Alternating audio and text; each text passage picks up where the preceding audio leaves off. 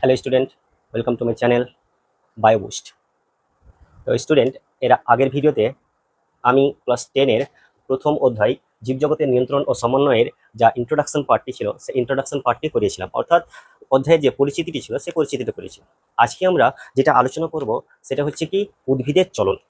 আজকে আমাদের আলোচ্য টপিক হচ্ছে উদ্ভিদের চলন। উদ্ভিদের চলন উদ্ভিদের চলন কি?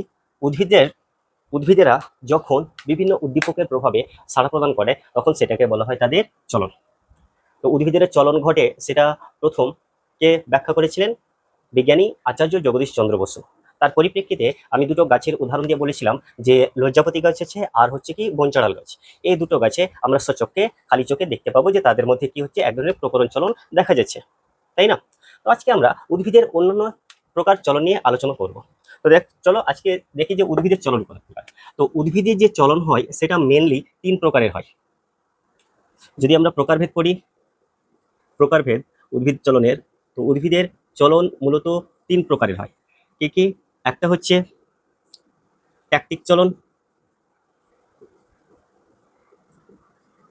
ট্যাকটিক চলন।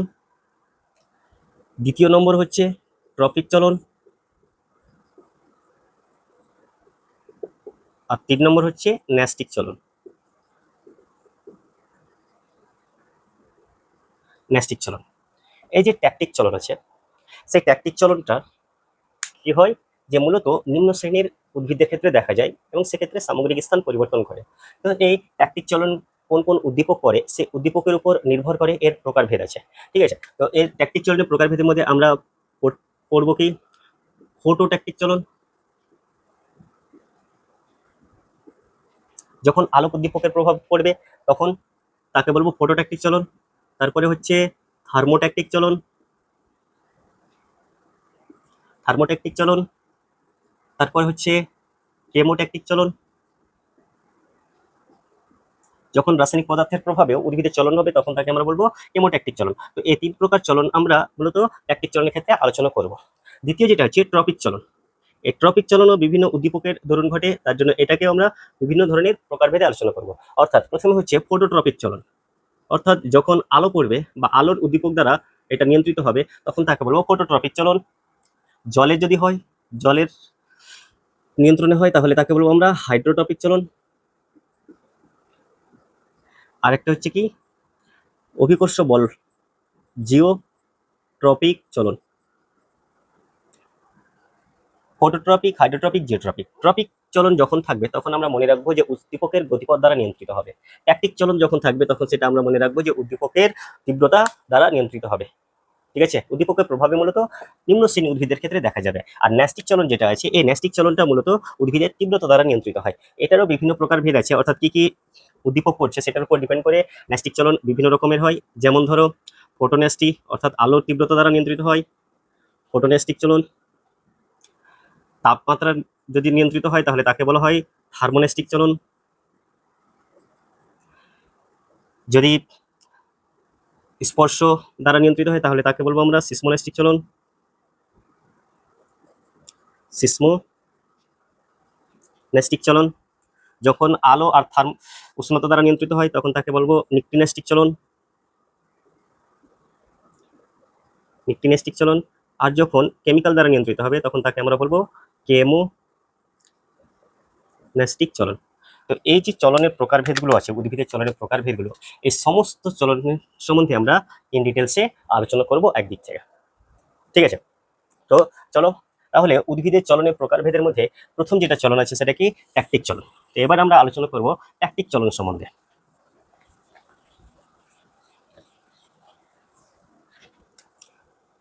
আলোচনার বিষয় হচ্ছে কি উদ্ভিদের ট্যাকটিক চলন, তাই না? তো ট্যাকটিক চলনের ক্ষেত্রে মনে রাখবে যে উদ্ভিদের যে প্রকার চলন উদ্দীপকের তীব্রতার দ্বারা নিয়ন্ত্রিত হয়, কিন্তু এটা মেনলি নিম্ন শ্রেণীর উদ্ভিদের ক্ষেত্রে দেখা যায়। অর্থাৎ উদ্দীপকের প্রভাবে নিম্ন শ্রেণীর উদ্ভিদের সামগ্রিক স্থান পরিবর্তনকে বলা হয় ট্যাকটিক চলন। এক্ষেত্রে সংজ্ঞাটা কিরকম থাকবে যে নিম্ন শ্রেণীর উদ্দীপকের প্রভাবে,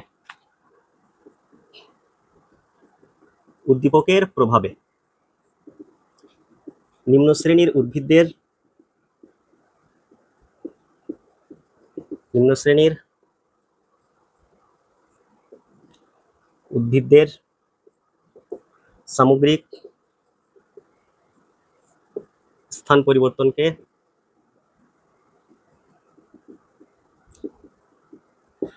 পরিবর্তনকে বলা হয় ট্যাকটিক চলন।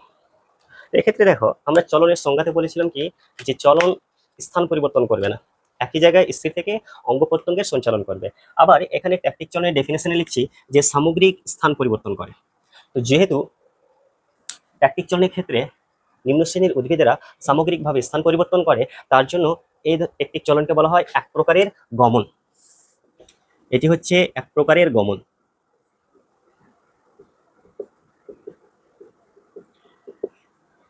কেন গমন? সাধারণত ট্যাকটিক চলনের ক্ষেত্রে একটা এরিয়া বলা হয়, একটা জায়গা দেওয়া হয়, যে জায়গার মধ্যে ওই নিম্ন শ্রেণীর উদ্ভিদেরা স্থান পরিবর্তন করে। এটা না যে ওই জায়গা থেকে অন্য জায়গায় যেতে পারবে।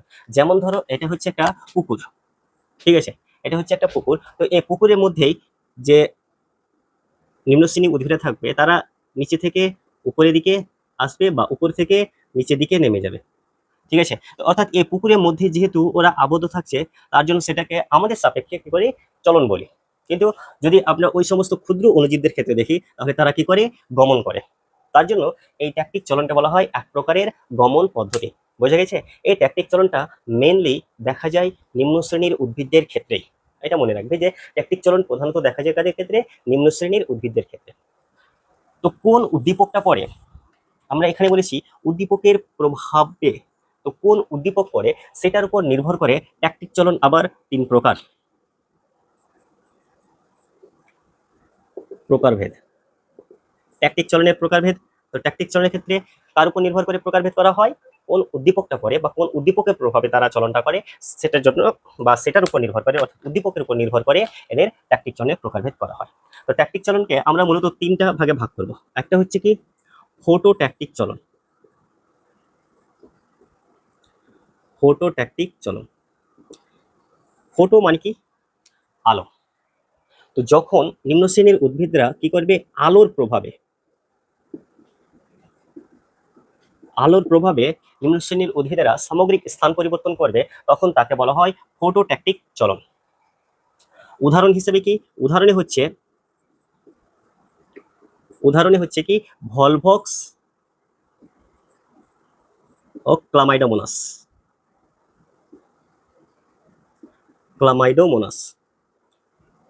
এই দুটো উদ্ভিদ কি করে? আলোর প্রভাবে এক জায়গা থেকে আরেক জায়গায় স্থান পরিবর্তন করে, অর্থাৎ ট্যাকটিক চলন দেখায়। দ্বিতীয় নম্বর যেটা হচ্ছে সেটা হচ্ছে থার্মোট্যাকটিক চলন। থার্মোট্যাকটিক চলন, থার্মো মানে কি? থার্মো মানে হচ্ছে তাপমাত্রা বা উষ্ণতা। এক্ষেত্রে উষ্ণতা বা তাপমাত্রা তাপমাত্রা বা উষ্ণতার প্রভাবে যখন নিম্ন শ্রেণীর উদ্ভিদেরা সামগ্রিক স্থান পরিবর্তন করে, তখন তাকে বলা হয় থার্মোট্যাকটিক চলন। এটার উদাহরণ কি হবে? এটার উদাহরণ হবে এই ভলভক্স আর ক্লামাইডোমোনাস। মনে রাখবে, ভলভক্স আর ক্লামাইডোমোনাস।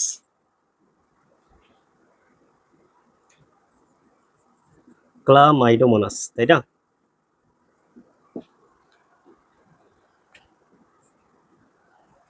ভলভক্স ও ক্লামাইডোমোনাস। এই যে ফোটোট্যাকটিক চলন আর থার্মোট্যাকটিক চলন, এই দুটো চলন দেখা যায় ভলভক্স ও ক্লামাইডোমোনাসে। কি রকম? দেখো, ধরো এটা একটা পুকুর আছে, এরা ভলভক্স ও ক্লামাইডোমোনাসেরা জলের নিচে আছে। সকালবেলা যখন সূর্য উঠলো, তখন সূর্যের রোদটা মৃদু থাকে, তাই না? পাওয়ারটা কম থাকে। তো সেই অল্প পাওয়ার পাওয়ার জন্য বা মৃদু আলো পাওয়ার জন্য এই ভলভক্স বা ক্লামাইডোমোনাস গুলো কি করে?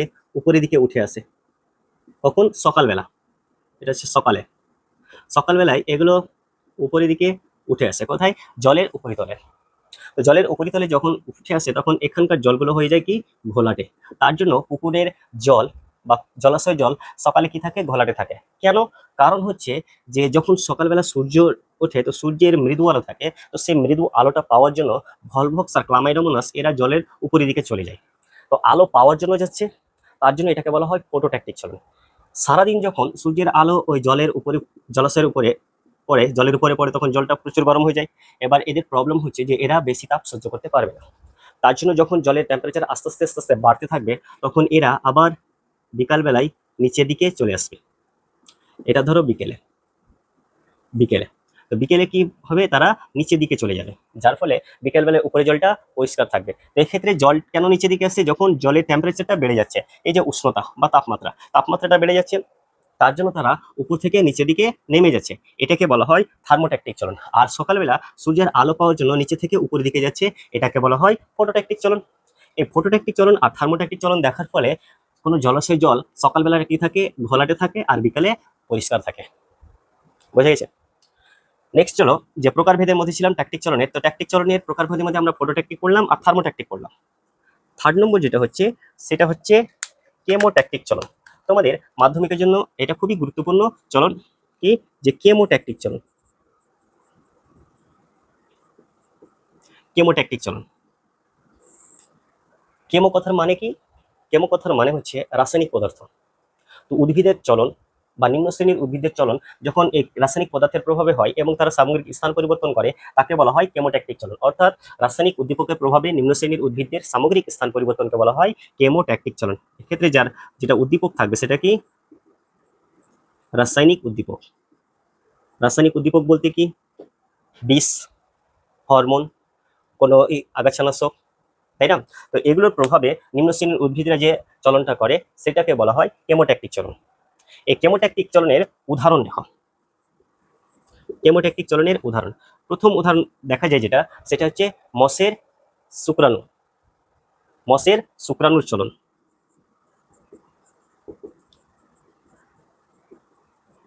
মসের শুক্রাণু চলন ও ফার্নের শুক্রাণুর চলন।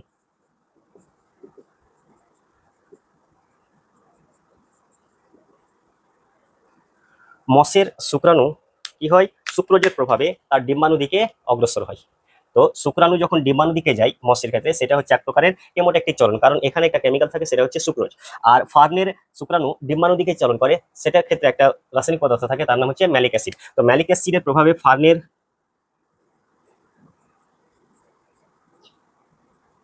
ম্যালিক অ্যাসিড, আর এটা হচ্ছে সুক্রোজ। তো সুক্রোজের প্রভাবে মসের শুক্রাণু ডিম্বাণু দিকে যে চলন ঘটে, সেটাকে বলা হয় কেমোট্যাকটিক চলন। আর ম্যালিক অ্যাসিডের প্রভাবে ফার্নের শুক্রাণু যে ডিম্বাণু দিকে চলন হয়, সেটাকে বলা হয় কেমোট্যাকটিক চলন। এই দুটো উদাহরণ তোমরা ভালোভাবে মনে রাখবে, এটা তোমাদের পরীক্ষা খুবই আসে। তো এই হচ্ছে আমাদের উদ্ভিদের যে ট্যাকটিক চলন ছিল, সেই ট্যাকটিক চলনের সংজ্ঞা এবং তার প্রকারভেদ। ঠিক আছে? তো আজকে আমরা ট্যাকটিক চলন সম্বন্ধে আলোচনা করলাম। পরবর্তী ভিডিওগুলোতে আমরা উদ্ভিদের যে পরবর্তী চলনগুলো আছে, চলনের প্রকারভেদগুলো আছে, সেগুলো নিয়ে আলোচনা করব। ঠিক আছে? তো যদি ভিডিওগুলো ভালো লেগে থাকে, তাহলে অবশ্যই লাইক করো, শেয়ার করো অ্যান্ড কমেন্ট করো এবং চ্যানেলটিকে সাবস্ক্রাইব করো। Thank you.